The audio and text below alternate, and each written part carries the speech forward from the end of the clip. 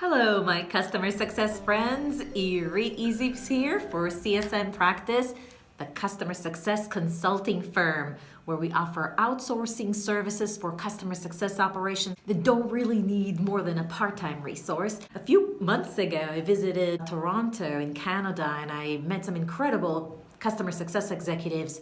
One of them sat down with me and he showed me a customer health score that he has developed, and he was just looking at that list and said, I don't think it really is very meaningful because we have a bunch of customers that are simply in yellow, and it doesn't seem like the health score really produces the right results. And I asked him, what do you mean by that? So he said, well, I think that what I was expecting is that the list of customers, the ones that are in red, would truly reflect the ones that are at a high risk of churn.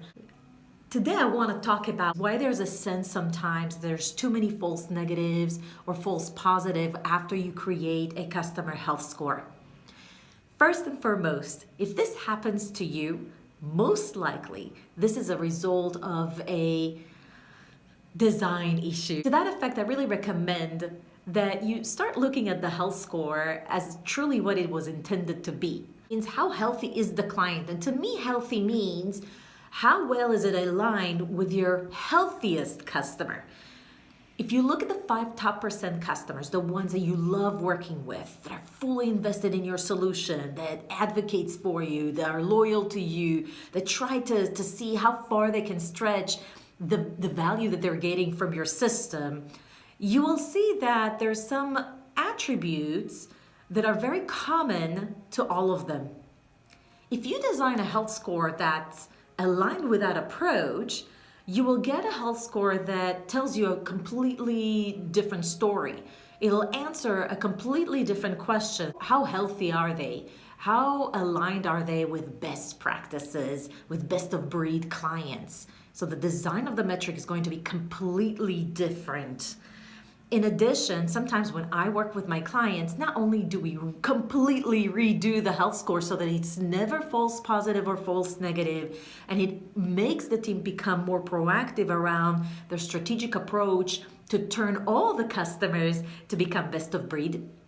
But sometimes when we do want to flag an account as at risk, especially if this is related to a strategic account where we might have a white glove engagement model or a high touch engagement model, you want to also add a risk indicator.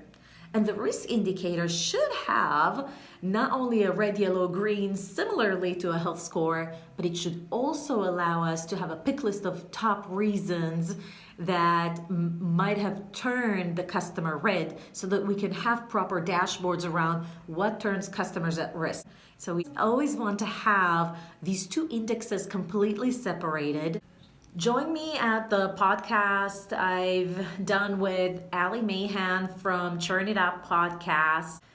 In that podcast, I'm going to break down step by step how to do a health score that allows you to have constant true results every single time. So no more false negatives and false positives.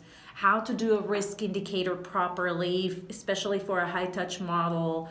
How to create a health score that helps the CSM, and also one that you can actually share with a client, whereby just sharing the health score is highly valuable for them. It also allows for an opportunity to have a discussion with the client on maximizing value, aligning them to best practices, and more. That approach is more customer focused, and it's definitely more helpful to the CSM, and I'm explaining why in that podcast.